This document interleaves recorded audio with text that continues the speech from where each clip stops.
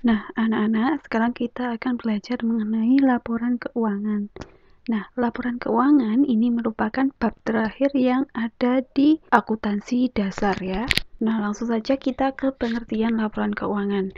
Nah, laporan keuangan ini merupakan catatan yang memberikan informasi keuangan suatu perusahaan yang telah menjalani kegiatan usahanya selama satu periode tertentu.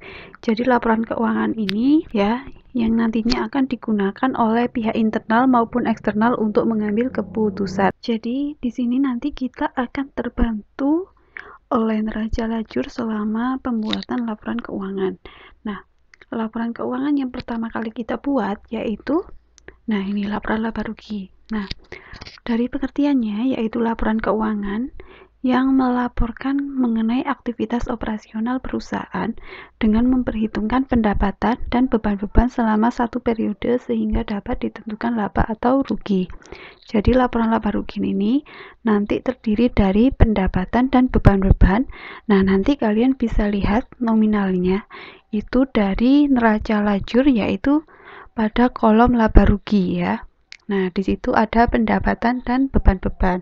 Nah, nanti dari pendapatan dan beban-beban itu nanti kita bisa menentukan perusahaan itu laba atau rugi. Bentuk dari laporan laba rugi ini ada dua. Yang pertama adalah bentuk multiple step dan yang kedua adalah single step. Nah, nanti itu tergantung sama soalnya. Jadi kalian diminta untuk membuat bentuk yang multiple step atau single step. Nah, yang pertama yaitu bentuk multiple step. Nah, jadi di sini kalian harus memahami dulu mana pendapatan usaha dan mana pendapatan di luar usaha, termasuk juga dengan bebannya. Ada beban usaha dan beban di luar usaha. Jadi gini.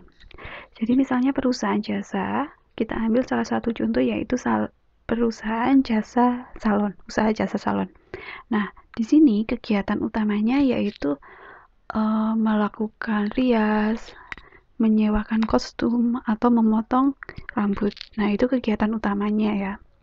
Nah, di sini kalau misalnya pendapatan usaha, berarti pendapatan tersebut timbul dari kegiatan utama dia memberikan jasa tadi, seperti memotong rambut, merias, atau menyewakan kostum. Nah, itu masuk ke pendapatan usaha. Tapi kalau pendapatan luar usaha, berarti pendapatan yang timbul dari luar kegiatan pokoknya atau kegiatan utama usaha tadi. Misalnya, kegiatan di luar usahanya yang menghasilkan pendapatan itu seperti menabung di bank. Jadi kalau misalnya pemiliknya itu menabung uang di bank, nah otomatis dia kan akan mendapatkan bunga. Nah, bunga tersebut pasti menambah saldo uangnya yang ada di bank. Itu namanya pendapatan di luar usaha. Kemudian ada juga beban usaha. Nah, kalau beban usaha itu adalah beban yang timbul secara langsung yang berhubungan atau terkait dengan kegiatan utama atau kegiatan pokok usaha tersebut. Misalnya tadi jasa, nah dia memiliki karyawan, nah, pastinya dia akan membayar gaji karyawan. Jadi beban gaji itu termasuk dalam beban usaha. Tapi kalau beban luar usaha itu contohnya misalnya tadi kan nabung di bank. Nah, ketika nabung di bank, nah si perusahaan itu pasti akan dikenakan beban administrasi bank. Jadi beban administrasi bank itu termasuk beban di luar usaha. Jadi kalau di multiple step ini kita memilah mana yang pendapatan usaha, pendapatan luar usaha, kemudian beban usaha sama beban di luar usaha. Strukturnya ini sama ya, pasti harus ada keterangannya dulu, nama perusahaan, karena kita mau buat laporan laba rugi, jadi keterangannya laporan laba rugi. Kemudian ini untuk periode yang berakhir berapa, misalnya akhir periodenya 31 Desember 2019. Jadi di sini 31 Desember 2019. Nah, yang paling atas ini kita harus menghitung laba usaha dulu. Nah, kita masukkan pendapatan jasa.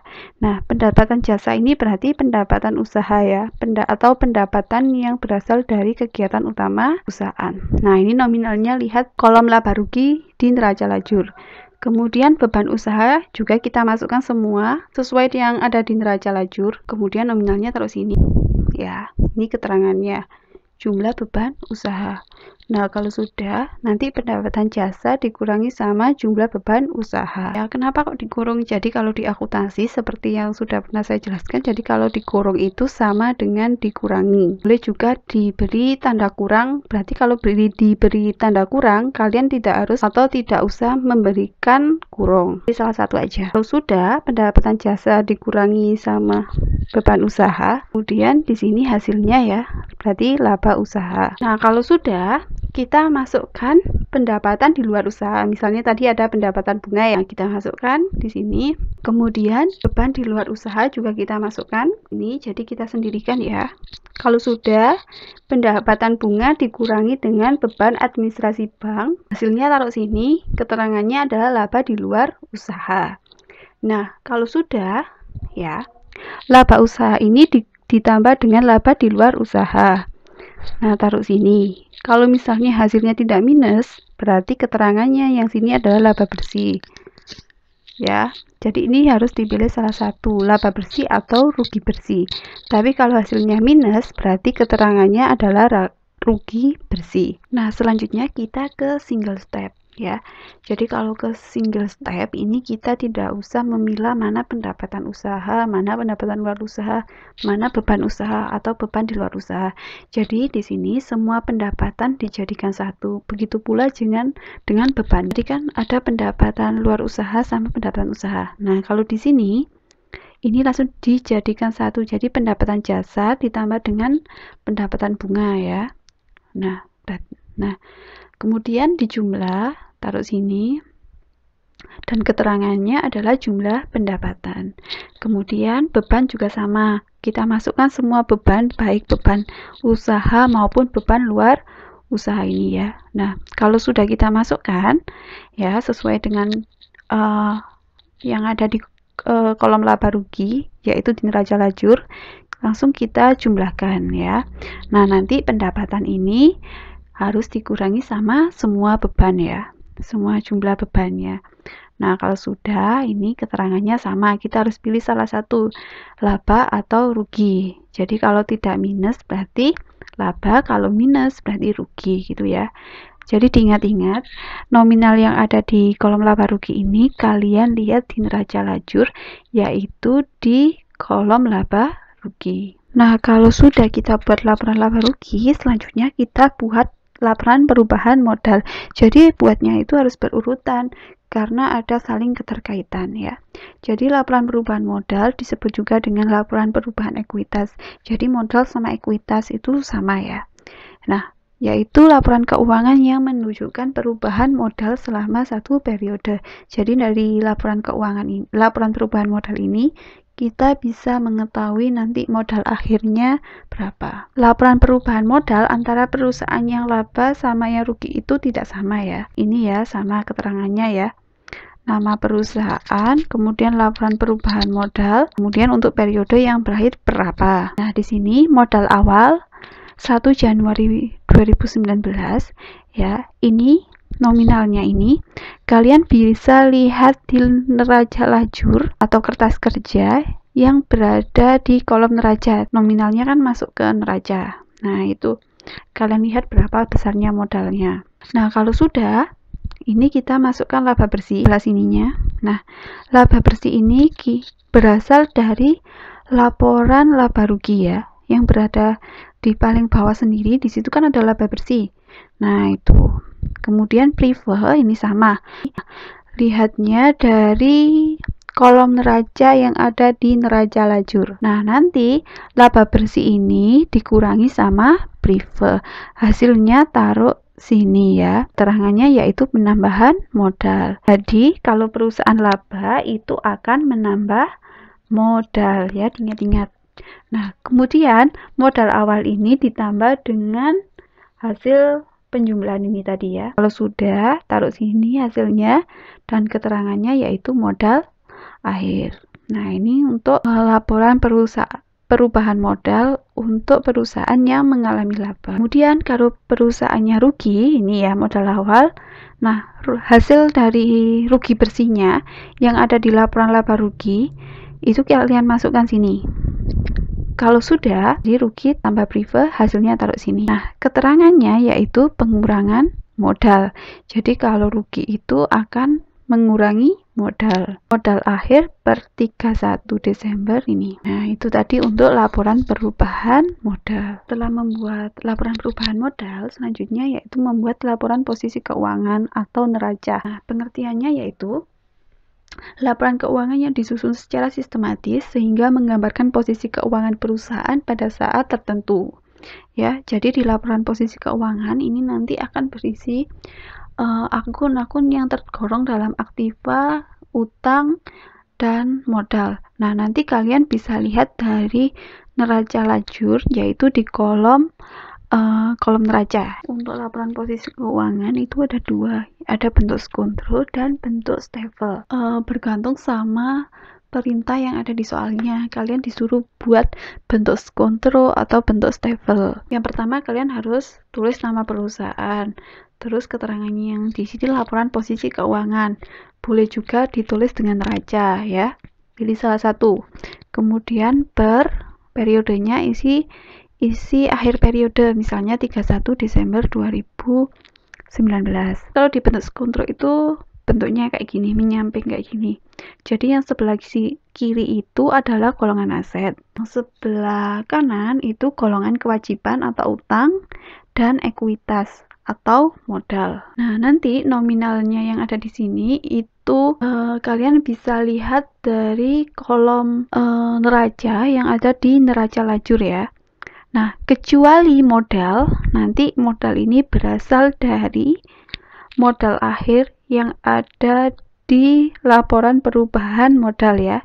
Ingat-ingat harus menggolongkan ya, mana aset lancar, mana aset tetap. Kalau sudah kita lihat di neraca lajur, misalnya aset tetapnya ada kas, piutang ya, ini piutang usaha, sewa, perlengkapan. Nah, kalau sudah kita jumlah, nah hasilnya taruh di sebelah sini. Keterangannya yaitu total aset lancar.